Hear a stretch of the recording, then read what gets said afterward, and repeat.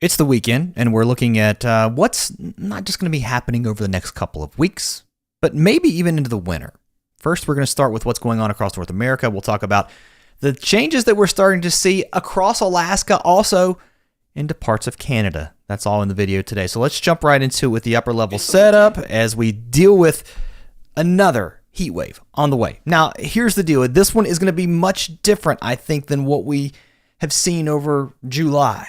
Because with a different type of setup, your ridge now parked across the southwest, I think you start to get hot again across Oklahoma, Texas, Kansas, but not quite the same setup across the east. If anything, look at this. We have quite a bit of a trough trying to set up towards the 8th, the 9th, and the 10th.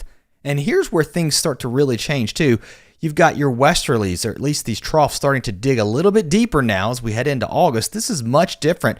Now, back in July, we had a huge ridge parked here. Everything was going up and over this ridge of high pressure.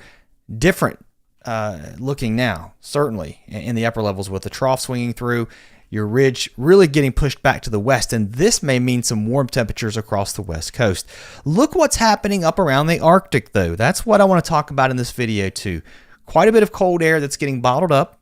I mean, have you noticed the days are getting shorter as we start to approach a seasonal change, right? You're getting over the hump of summer by the time you get toward the middle of August, and you start your downhill slide towards September. Colder air starting to build around the Arctic. Maybe the European trying to pick up on some of that happening here. And let me tell you, this is pretty cold for parts of the north slope of Alaska into the Northwest Territories. Winter forecast, I don't have a crystal ball, but I'll tell you one thing. There's a correlation between early snowpack.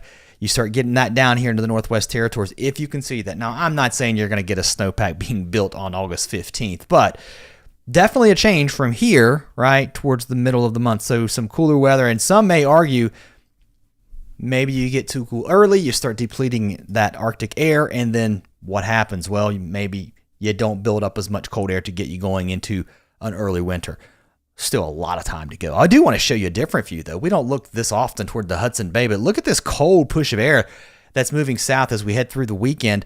Of course, we're much cooler across a good chunk of the Great Lakes into the northeast, but look how this cool air trying to move south. It's getting modified. It's going to push all the way down into southern Canada. I don't know that it makes it into Toronto, but we definitely see temperatures dropping back across a good chunk of southeast Canada, but you can see numbers starting to go back up. So that push of cold air definitely not quite making it into the U.S., but certainly we're starting to see those seasonal changes take place across the north slope of Alaska. We're going to be in the 70s again this weekend. I'm showing you this because look how warm it is now over the next couple of days. I'm going to push this out toward about the end of next week.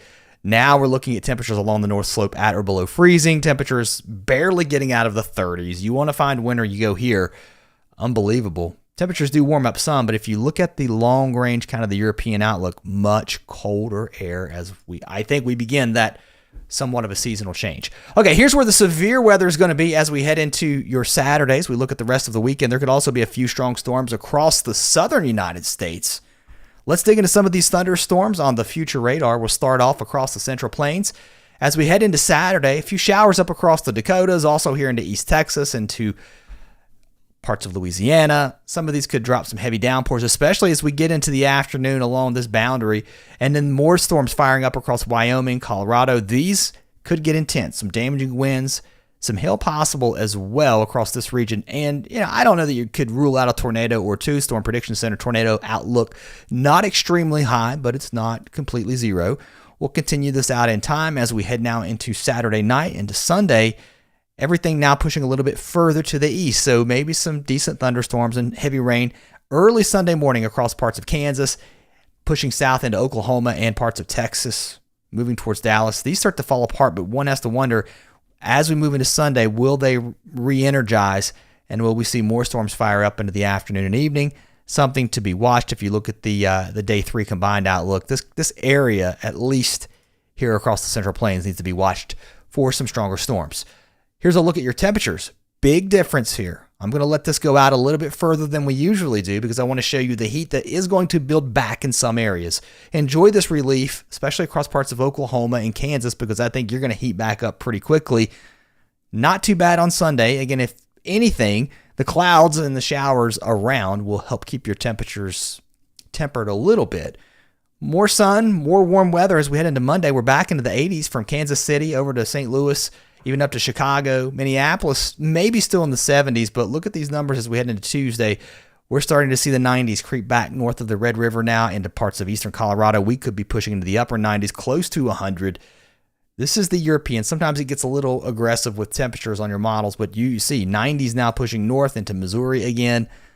And it's going to start to get hot here, especially west of, say, Missouri, west of Arkansas, west into Texas. It's going to stay fairly warm here. However, further to the east, much cooler weather. I think it's going to stick around a little bit longer. This is where things get interesting too. We got to watch this region here along our front. Is there a potential for any type of tropical development over the next couple of weeks or so? I think you watch the southeast coast here. You're going to have disturbances. They're moving off the coast of Africa. They're moving into a more favorable environment sometime around the 10th, 11th, 12th. So something to watch. But let's talk about the short term. Kind of a soggy weekend across parts of the southern Appalachians. We rolled through Saturday pretty quickly. I don't want to underemphasize the idea that this cool northwest flow is really going to keep your temperatures in the mountains of East Tennessee, western North Carolina, even North Georgia, the upstate of South Carolina, West Virginia. Cool, kind of cloudy and damp. And then look at this, soggy across parts of the South with quite a bit of scattered shower activity. Now, it may not be a complete washout all the time, but boy, that looks like a pretty steady rain here as we start to see that wedge get reinforced here into North Georgia, South Carolina, North Carolina, and that return flow is interacting with that. So some decent rain on the way, I think, at least steadier rain across the southeast. Here's a look at your temperatures on Saturday into the afternoon. I'm sitting here pushing the map forward going, these are lows? No, these are the highs on Saturday. Our lows were looking like this just a couple of days ago, but certainly now we're looking at temperatures quite a bit cooler. There's your low temperatures at night. Some could argue we may get into the 40s into some of the cooler mountain valleys of the Northeast heading into Sunday morning. I was looking, I think it was at Mount Washington. You look up there, it's some pretty extreme weather, but definitely cold on top of the mountain as we tap into that chillier air aloft. Highs as we head into Sunday. Again, here in the southern Appalachians, cool. I mean, look at this. I don't know if you can see this, but near Boone, highs near 62. Wow. I mean, you get that northeast flow. That's no joke, especially with that upslope component here. A lot of cloudy weather, cool and damp. But a big difference from what we've seen lately, and the heat is really suppressed here across Mississippi and down into southern Alabama. We do see our temperatures start to warm up some as we head into Monday. Even warmer, I think, on Tuesday, especially into the northeast. We're back up into the 80s. And then by Wednesday, we're looking at numbers all the way into the Great Lakes, parts of Michigan, back up into the 80s again. By Thursday, though, we're keeping this cool. You may keep the clouds around into parts of Virginia, West Virginia, into the mountains pretty much all week. I don't know. It's looking pretty iffy. But one thing is, if you're in this area, this is a much cooler setup. Here comes the heat, though, building east across Indiana, Illinois, back into Kentucky, Tennessee, Mississippi. We're back into the 90s. St. Louis, very close to 90 or warmer, maybe even into the mid-90s.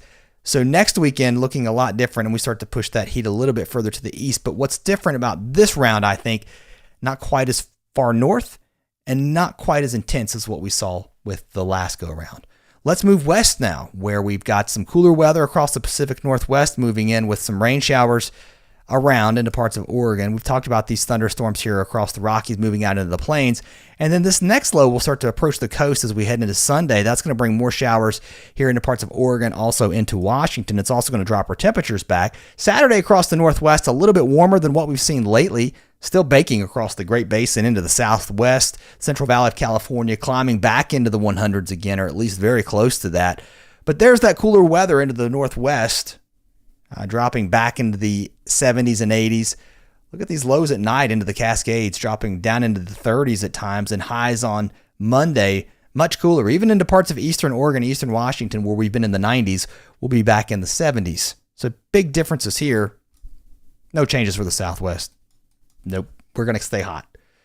All right, that's all I got for this video, guys. A lot of you aren't subscribers if you're new. So many folks coming over on the channel for the first time. If you find this stuff interesting, hope you'll subscribe. If you're brand new, I'm Travis. Welcome. I used to be a chief meteorologist many years ago on TV. So, if you're just looking for a weather source on YouTube, I hope you'll come back to the OGs. Thanks for subscribing. Thanks for sticking around.